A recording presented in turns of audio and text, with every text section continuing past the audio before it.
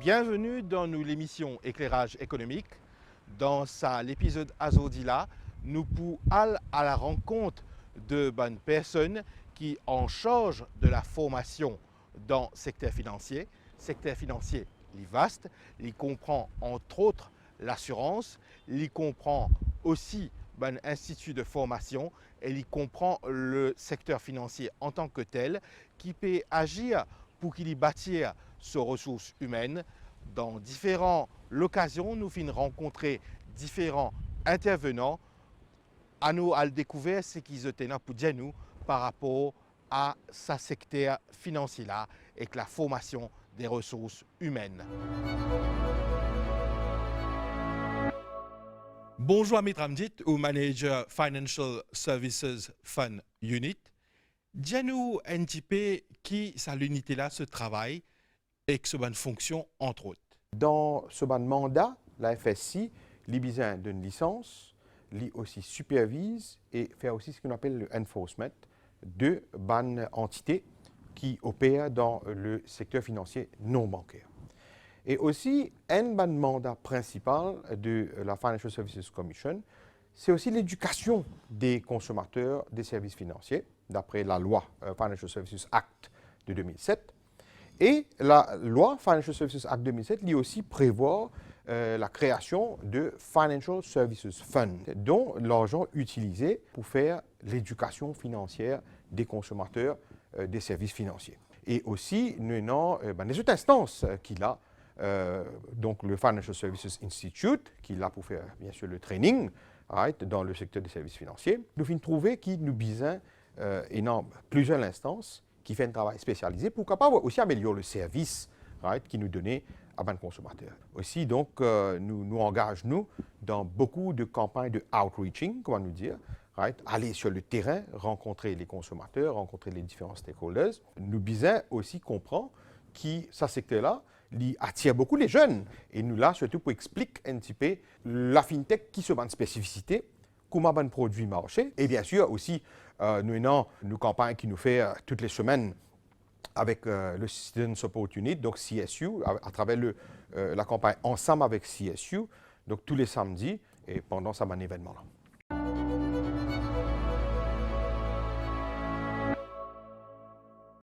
Le secteur d'assurance est un exemple parce qu'il y a une collaboration très forte entre le gouvernement, le ministère, le régulateur, les autres stakeholders et l'association et l'industrie. La formation est une très très importante parce que premièrement, comme nous peut dire, il y a un nouveau risque qui peut émerger.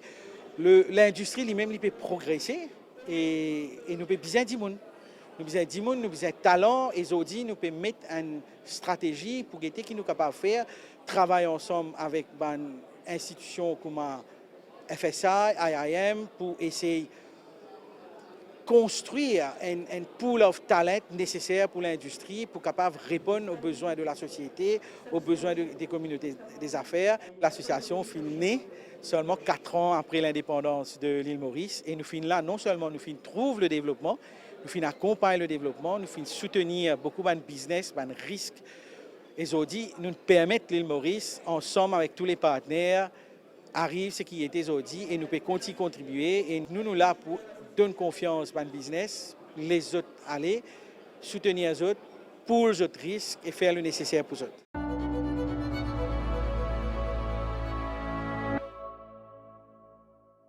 Bonjour Ashfaq Waïdna, dis-nous c'est quoi IIM? Insurance Institute of Mauritius. C'est une institution qui est créée en 1994. À l'époque, c'est un assureur, c'est une compagnie d'assurance.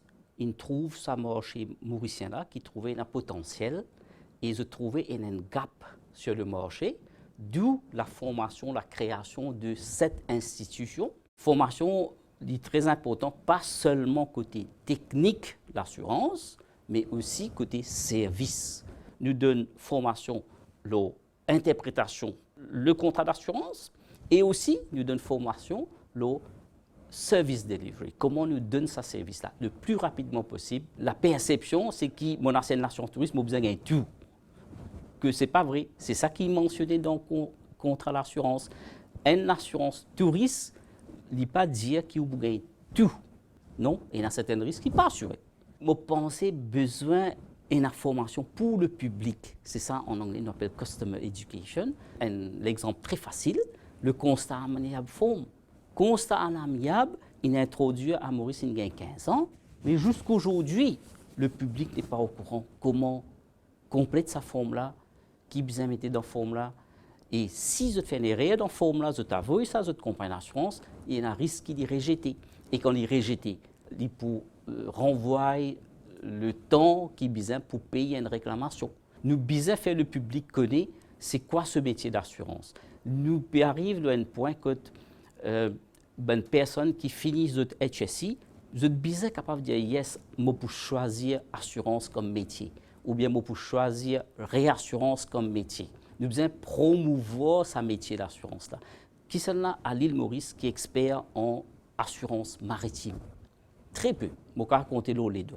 Ça, c'est un métier extraordinaire. Les jeunes connaissent une assurance maritime. Côté engineering, côté construction. L'île Maurice, c'est un chantier maintenant. Il y a beaucoup de construction. Ça aussi pour besoin d'assurance. Nous manque ça talent-là. Nous manque ça les jeunes, les young graduates pour venir de l'assurance. Plusieurs compagnies d'assurance cherchent des personnes, mais pas gagner le proper person. Dans l'assurance, pas seulement où travaille dans l'assurance ou bien dans réassurance, il y a aussi, après une réclamation, il y a aussi métier sur surveilleur. Vous savez le mot loss adjusting. Le mot loss adjusting, quand il y a une différence qui vient évaluer le dégât, secteur l'assurance et réassurance, il y a un gros potentiel d'emploi à Maurice.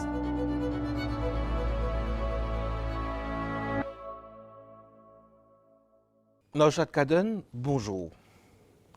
Ou parmi les responsables de Financial Services Institute. Qui était ça, Financial Services Institute? Qui se rôle dans le secteur financier à Maurice? Basé sur les skills qui sont nécessaires pour le développement du secteur, nous assurons que nous sommes experts dans ces areas que besoin plus de développement là.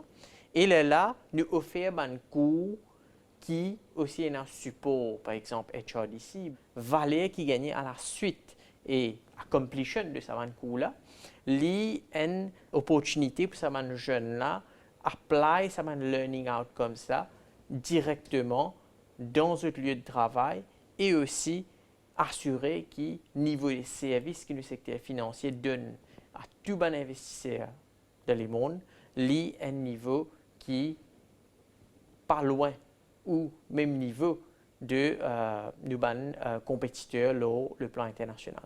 Le ministère, la FSI, Mauritius Finance, nous travaillons ensemble, nous certainement à l'écoute et comprend qui nous envie assurer nous qui ban jeunes faire un bon choix, nous envie assurer nous qui ban jeunes gagnent l'opportunité pour gagner quand même assez expérimenté dans le secteur déjà pour donner un conseil, un choix, une qualification qui se doit faire.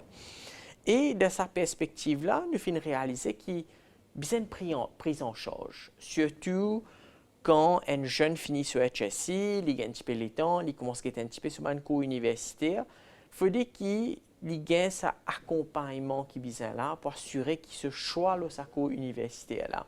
Il mène vers un choix de carrière qui pour intéresser la personne, qui pour contribuer à bienfait de nos secteurs, qui pour aider nos secteurs grandir et qui pour améliorer la compétitivité de Maurice comme un International Financial Center. Alors là, la FSI peut venir, peut offrir en décembre de cette année un School Leavers Programme. Ce School Leavers Programme-là, nous intéressés appelle tout ban jeunes, viennent comprendre le secteur, comment son origine était, comment l'in développer, continuité, qui a une opportunité de carrière et qui a un coût qui besoin pour cave rôle de secteur qui ban coût qui besoin pour progresser dans le secteur et aussi qui ban salary expectations, tentative point of view, comment ce cave vraiment fait un carrière à long terme et aide nos pays progresser dans le domaine financier.